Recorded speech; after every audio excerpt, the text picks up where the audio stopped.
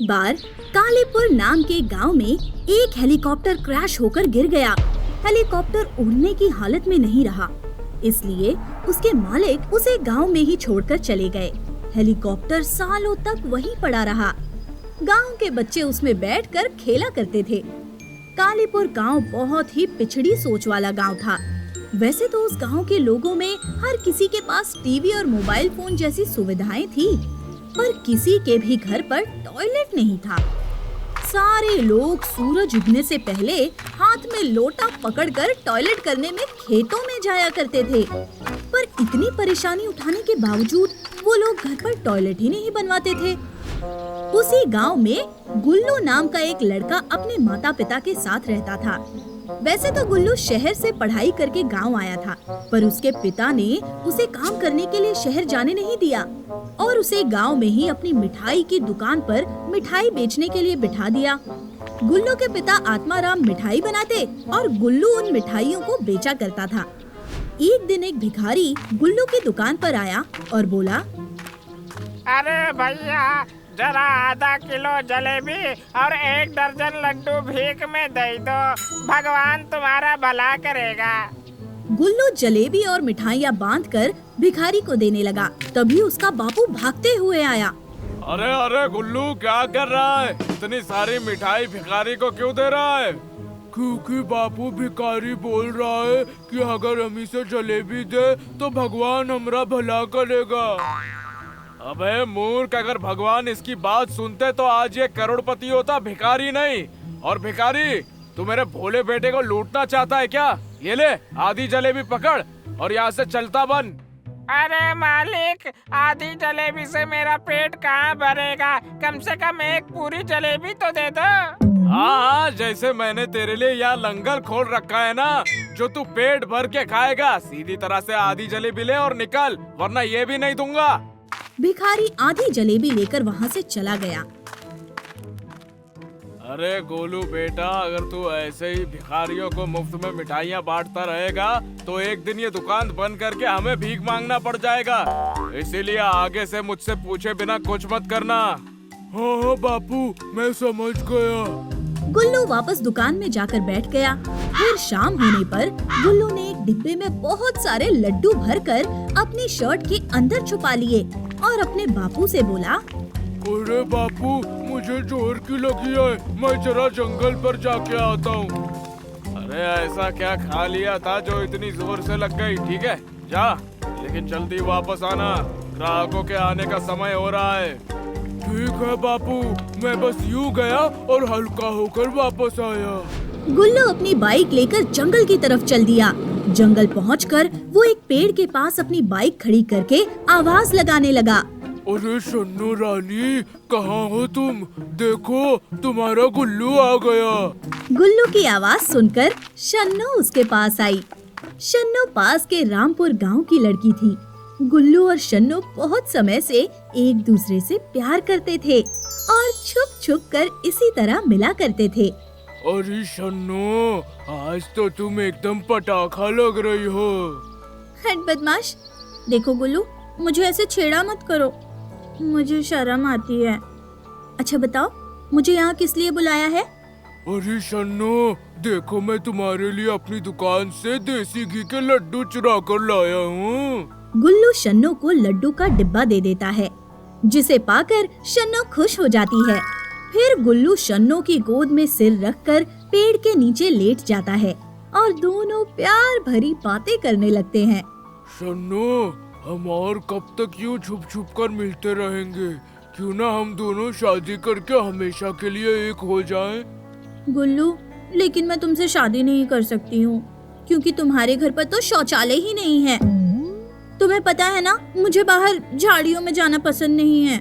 अगर तुम्हें मुझसे शादी करनी है तो पहले अपने घर पर एक शौचालय बनवाओ, उसके बाद ही मुझसे शादी की बात करना। हाँ। ओहो, बस इतनी सी बात? ठीक है, मैं कल ही बापू से कहकर अपने घर पर एक टॉयलेट बनवा के ले लूंगा। फिर अगले दिन गुल्लू अपने बापू के पास जाता है और कहता है, बाबू, मुझे गाड़ी मोटर नहीं चाहिए, बल्कि टॉयलेट चाहिए। मेरा मतलब है कि हमारे घर में एक शौचालय बनाना चाहता हूँ। अरे छी छी बेटा, कितनी गंदी बात कही थी तूने। अरे टॉयलेट भी भला कोई घर में बनवाने की चीज है? अरे घर पर तो देवी देवताओं का वास होता है और तू वहीं पर टॉयलेट बनवाने की बात कर रहा है। मैं ऐसा हरगिज नहीं होने दूंगा। आगे से मेरे सामने ऐसी गंदी बात कभी मत करना, समझा? ये कहकर आत्माराम वहाँ से चला गया। अरे अब क्या करूँगा? बापू ने तो टॉयलेट बनवाने से साफ मना कर दिया। अब तो मुझे ही कोई जुगाड़ लगाना पड़ेगा। गुल्लू कुछ सोचता हुआ गांव में घूम रहा था। तभी वो गांव के मैदान के पास पहुंचा, जहां पर क्रैश हुए हेलीकॉप्टर का मलबा पड़ा हुआ था।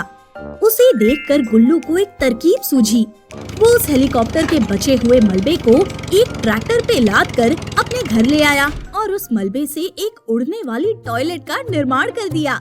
उस टॉयलेट के ऊपर हेलीकॉप्टर के इंजन और पंख लगे थे, जिसकी मदद से वो उड़ता था, और नीचे एक टंकी लगी थी जिसमें सारी गंदगी जमा होती थी। इतना ही नहीं, गुल्लू ने उसमें एक मोबाइल ट्रैकिंग सिस्टम भी लगा रखा था।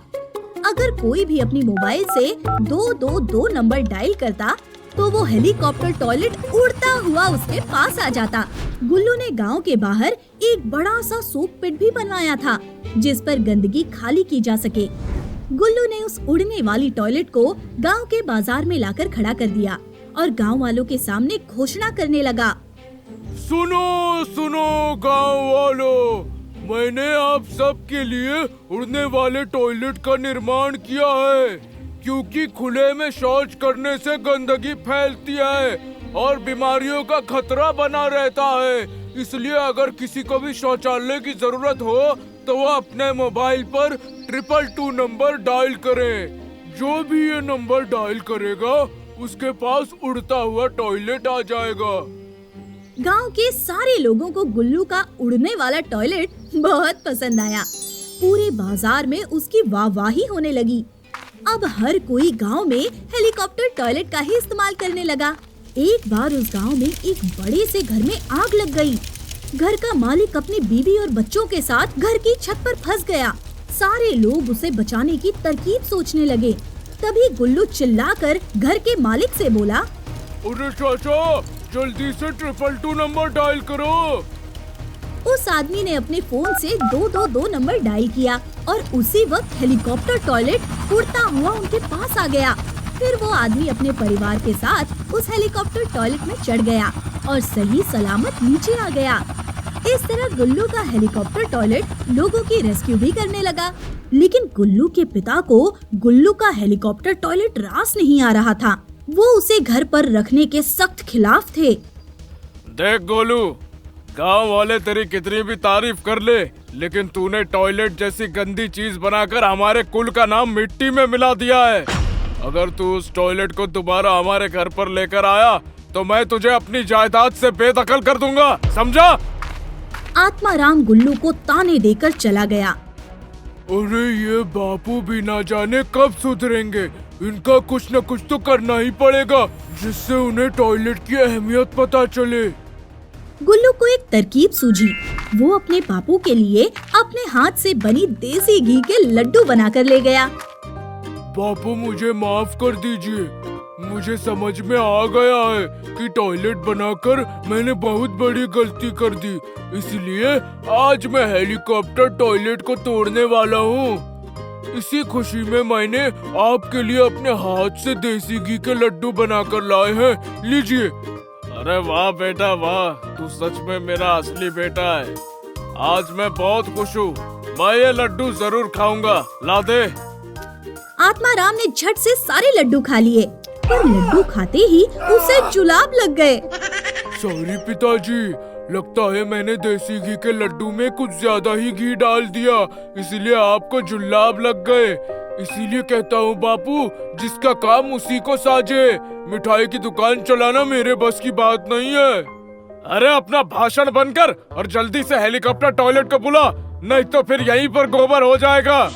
लेकिन बापू, अगर मैं घर पर टॉयलेट को लाऊंगा तो समाज में हमारी नाक कट जाएगी। आप ही ने तो कहा था ना। अरे बाढ़ में गया समाज, जल्दी से टॉयलेट लेके आ, अब मुझसे कंट्रोल नहीं हो रहा है। ठीक है बापू, आप कहते हो तो बुलाता हूँ। गुल्लू ने अपने मोबाइल से 222 नंबर डायल किया और हेलीकॉप्टर टॉयलेट उड़ता हुआ उसके घर चला आया। उस दिन के बाद आत्माराम को घर पर शौचालय होने की अहमियत पता चल गई। उसने खुशी खुशी हेलीकॉप्टर टॉयलेट को स्वीकार कर लिया और गुल्लू और शन्नू की धूमधाम से शादी भी करवा दी।